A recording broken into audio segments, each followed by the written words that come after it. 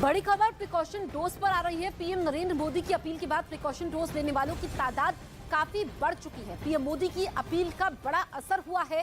पिछले 15 दिनों में 71% प्रिकॉशन डोज लेने वालों की तादाद रही है। पीएम ने 22 दिसंबर को कोरोना पर बड़ी बैठक की थी, जिसमें उन्होंने लोगों से प्रिकॉशन डोज लेने की अपील की थी। पीएम ने एक्सपर्ट्स और अधिकारियों के साथ बैठक में कहा था कि लोगों को एहतियाती खुराक लेनी चाहिए, खासकर बुजुर्गों और जिनकी इम्यूनिटी कमजोर है उनके लिए टीका लेना बेहद जरूरी है। जिसके बाद कई राज्यों की तरफ से प्रिकॉशन डोज की केंद्र से डिमांड बढ़ने लगी। केंद्र ने राज्य सरकारों से भी प्रिकॉशन डोज को बढ़ावा देने को कहा था। मेरे सहयोगी रवि इस वक्त फोन लाइन पर मौजूद है। रवि, प्रिकॉशन डोज को लेकर के जो पीएम मोदी ने अपील की थी, इसका असर भी साफ नजर आया। 71% डिमांड बढ़ी। बिल्कुल, जो भी टीकाकरण हो रहा है पिछले 15 दिनों के आंकड़े बताते हैं, उसमें 71% ऐसे लोग हैं जिन्होंने प्रिकॉशन डोज लिया है। क्योंकि फर्स्ट और सेकंड डोज तो तमाम लोगों ने लिया था, लेकिन बीच में बहुत ही स्लो डाउन हो गया था।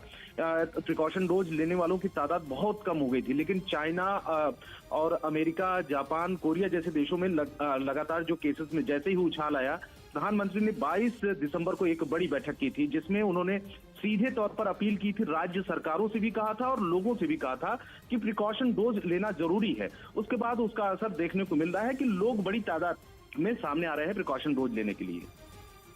बिल्कुल, तो रवि हमारे सहयोगी जानकारी देते हुए, बड़ी तादाद में लोग पहुंच रहे हैं क्योंकि जिस तरह से चीन में स्थिति है, अमेरिका में स्थिति है, उसको लेकर के भारत एहतियाती कदम उठा रहा है। चीन के एक नए तरह के ताकतवर हमले का जवाब देने के लिए जापान ने तैयारी शुरू कर दी। वो अपने 5 सैन्य अड्डों को चीन के रहस्यमयी परमाणु हमले से बचाने के लिए 2029 तक पुख्ता बंदोबस्त करने की प्लानिंग में है। चीन का यह परमाणु हमला रहस्यमयी इसलिए है क्योंकि यह कोई आम परमाणु हमला नहीं है। यह ऐसा हमला है जिसमें परमाणु बम तो फटता है, लेकिन किसी की जान नहीं जाती, पर दुश्मन जिंदा लाश जरूर बन जाता है। इस वार को इलेक्ट्रोमैग्नेटिक पल्स स्ट्राइक यानी ईएमपी हमला कहते हैं। ईएमपी स्ट्राइक में दुश्मन को इस कदर लाचार कर दिया जाता है कि वो तुरंत नहीं बल्कि तिल तिल कर मरे। ऐसा इसलिए क्योंकि इलेक्ट्रोमैग्नेटिक पल्स स्ट्राइक सीधे इलेक्ट्रॉनिक उपकरणों पर वार करती है। इसमें परमाणु बम को वायुमंडल में बेहद ऊंचाई पर डेटोनेट किया जाता है। इससे ऐसी ताकतवर इलेक्ट्रोमैग्नेटिक तरंगें निकलती हैं कि वो चारों दिशाओं में फैल जाती हैं और जमीन पर हजारों किलोमीटर के रेडियस में मौजूद दुश्मन के सारे इलेक्ट्रॉनिक उपकरण खराब हो जाते हैं।